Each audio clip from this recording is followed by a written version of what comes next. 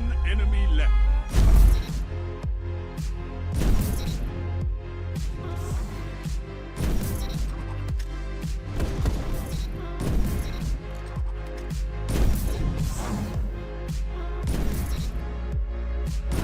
Double down.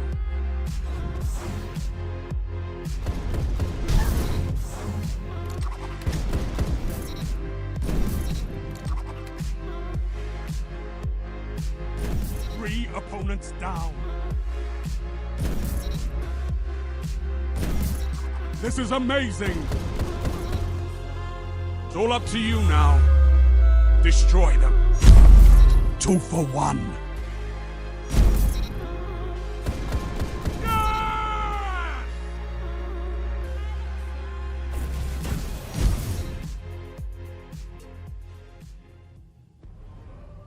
What is going on, fellow Guardians? Knights here, back at it with some Destiny 2. I hope you guys enjoyed that little intro sequence of some elimination gameplay, and I'm excited to announce that I am here to stay, and I will be discussing in this video the return of Trials and in what form we would like to see it return in, and how we can prevent some of the issues and concerns around the subject of Trials' return. I would love this comment section to be a breeding ground of how Trials should function in its ultimate form. So first of all, I want to talk about cheaters, DDoSers, and things of that nature, and how we can sort of prevent them from ruining everyone else's experience. So the dilemma is that if you don't have a paid expansion or season pass behind Trials of Osiris, the cheaters can be banned and just create a new light account and be back online within minutes. So that's sort of the dilemma. One way of combating it is Trials of Osiris should absolutely be some form of paid expansion or season. Another idea is that light levels should be enabled for Trials, and you cannot launch the activity if you're not somewhere in the region of 850 light. That would also make it so that if a cheater did create a new account and pay the extra $20 or whatever it would be to play Trials, that it would at least take them a couple weeks to get back up to light level to even launch the activity. It would take more commitment. So a lot of this anti-cheat stuff is over my head, but I think everyone can agree that it's a massive problem and that Bungie absolutely needs to take it seriously and crack down on the cheaters. And yeah, there's more than one way to handle this issue, but it's also a tricky one. So best of luck to the devs. This is over my head, but I really hope that they don't handle this problem lightly, because a lot of us know how terrible the cheating and DDoSing can be on console and on PC. So there needs to be some cost to get in and have access to this amazing game mode. And in my opinion, it is anywhere between $10 and $30. That's kind of the sweet spot. You don't want it to be too expensive, because there's a lot of good free-to-play games or under $30 games on the market right now that are competitive. Bungie, do your best, guys. Do your absolute best at preventing cheaters on this game, and it will make the experience a lot more pleasant for everyone. But yeah, absolutely make it cost something to have access to. Just hold a high standard for yourselves, and hopefully it will attract a higher quality of player base. The next thing I want to talk about is, will the game mode return to its Destiny 1 vanilla Trials of Osiris? Because in my opinion, that was a winning formula. It was a fan favorite mode. Everyone loved it that played PvP. The way that the passage worked in Destiny 1, in case you're unfamiliar, you would buy a Trials passage, and the goal was to get 9 wins without losing, with the exception of boons. So boons was a buff essentially that you could purchase, that would, one of which give you a free win after winning your first game. The other one would actually start you out with a free win on top of it. So if you win your first game, you already have 3 wins essentially out of 9. And then one boon could allow you to get a loss without a red dot showing up on your card that would prevent you to having lighthouse access. So you only really needed to win 7 games to go flawless. So it made it a little bit easier for the casual community to go flawless. And the matchmaking system was actually ideal, because it would matchmake mainly off of card progress. And what I mean by this is that if you were on your 4th win, it would match you against people on their 3rd, 4th, or 5th win, and not really much more than that. It doesn't really deviate too far. And yeah, so if you're on your 9th win or 8th win, you're pretty much going to match somebody else that's on their 8th or 9th win. And this is a really good matchmaking system, in my opinion.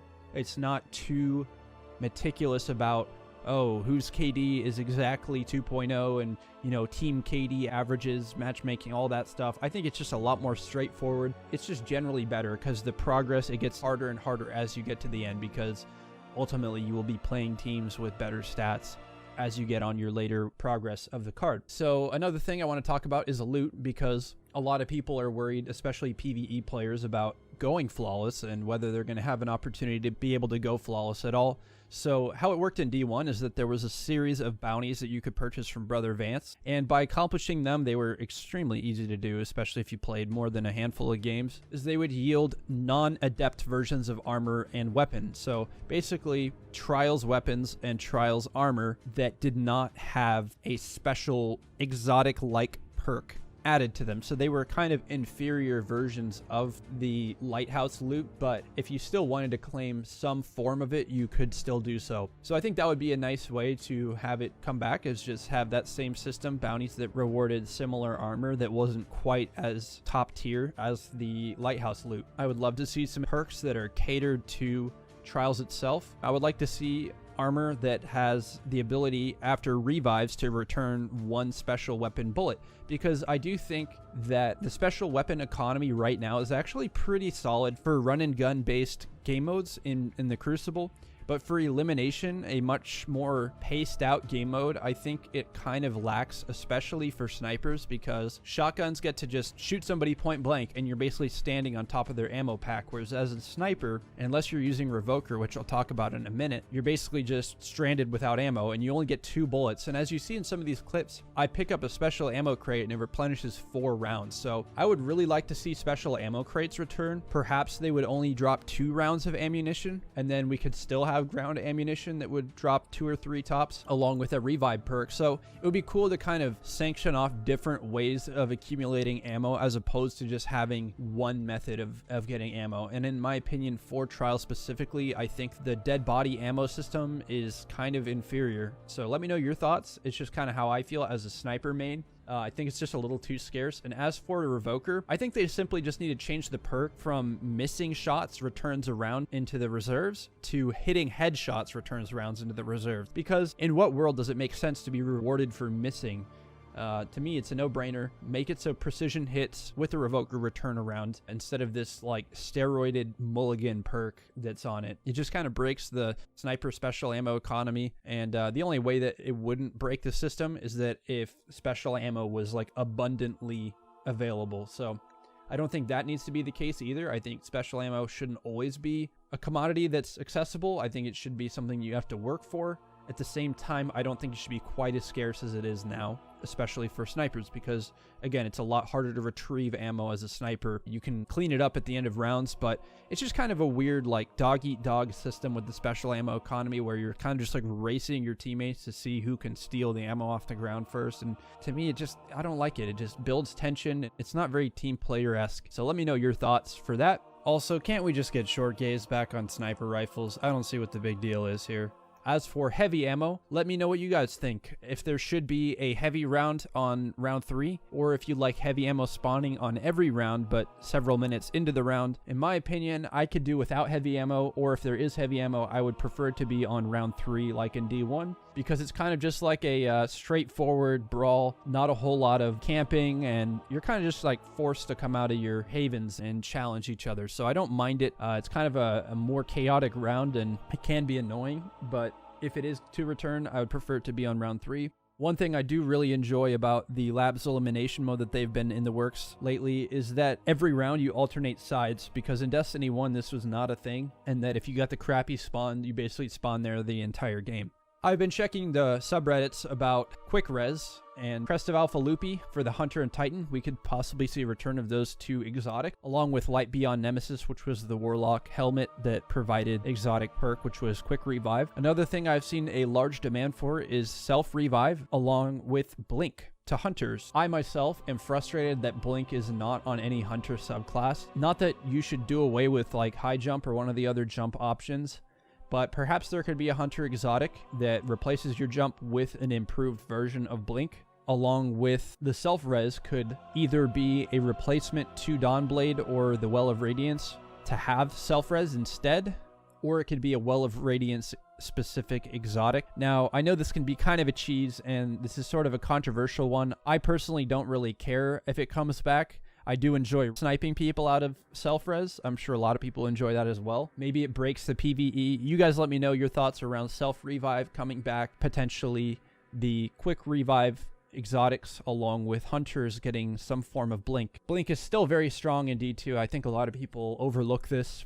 So I would simply like to see it come back to some hunters so that I'm not stuck on Voidwalker all the time, because I don't know, I'm not a huge fan of handheld Supernova. I think it's OP. There need to be a few changes made. I also think Nova Bomb needs a serious buff to the super itself. As for the class, I haven't played it in a while, but I do know that the lifesteal is very good for it. I digress. But there needs to be some changes before we move forward. The devs have released information about solar subclasses getting a buff, along with the one-eyed mass nerf and the recluse nerf. So that's all good preparation going into trials. I wanted to also quickly talk about maps and what maps are best optimized for trials, because in my opinion, most of the D1 maps are better than the D2 maps, with the exception of the D1 maps that return to the D2 cycle. So the maps that did return are the Burning Shrine, Shores of Time, Twilight Gap, Widow's Court, Bannerfall, and Pantheon. Forgive me, some of them have been renamed in D2, but I'm just listing off their names from Destiny 1. And some notable maps that very well could return to Destiny 2 for the Trials playlist, along with just general PvP play, is Rusted Lands, Exodus Blue, Frontier, Anomaly, The Cauldron, Firebase Delphi, Blind Watch, Black Shield, and Asylum. Maybe you guys are feeling as nostalgic about those maps as I am, but those maps are incredible in my opinion, and they all would function beautifully. Yeah, guys, that's kind of all I have. I'm going to quickly run a clip between Luke Smith and Dado talking about the return of Trials. This is a discussion that happened about 6 months ago, so that's why it would come as of no surprise to me that Trials could very well return in the Dawning, or at the very latest this season after the Dawning. So we'll have to just wait and see, guys. I'm so excited to be back, and I appreciate you guys dropping by the video. All the likes and subs really mean a lot to me, and I look forward to catching you guys in the next video. Trials? Question mark? So the thing we talked about up front is, I'm glad you asked. I think that if you didn't ask about trials, that would have been bad for us. And really bad for you, because if you don't ask the questions that your community wants to know. Because PvP for the last year has been, here's a new comp weapon that's just been easier to get, and comp is pretty bare bones, and PvP has been, or has felt neglected over the past year, and I gotta ask about trials. So what we're doing in Season 8 is we are looking at the playlist structure, and we're gonna make changes to the playlist structure, and we're gonna talk about a bunch of that later this summer. The like crappy metaphor for the way I'm thinking about this is, we have like some additions we want to make to the house, but first we've got to like look at the house and repair the foundation, and we've got like work to do and maintenance to do, and we have to do more upkeep, and than we've been doing for sure. I think that a bunch of when I watched the raid this week, I saw the comp weapons getting a lot of play, so they are certainly motivating acquisition, and they're delivering a power fantasy. I think those things have been pretty cool, and I know that I know people love trials. I certainly love trials. There was a debate as to whether or not I should wear one of my now defunct Lighthouse Tours shirts from my friends over at Lab, and I think it's the type of thing that we love it. Like what we're trying to do with Destiny, and this is gonna tie in maybe if you decide to ask another question about the moon. What we're trying to do with Destiny going forward, like the total plan aside from the vision is we want it to be the ultimate version of the game over time, and that's kind of where we're heading. Okay, but when is it coming out? Got work to do. We got to repair the foundation. Let it be known that I tried. Yeah. Okay.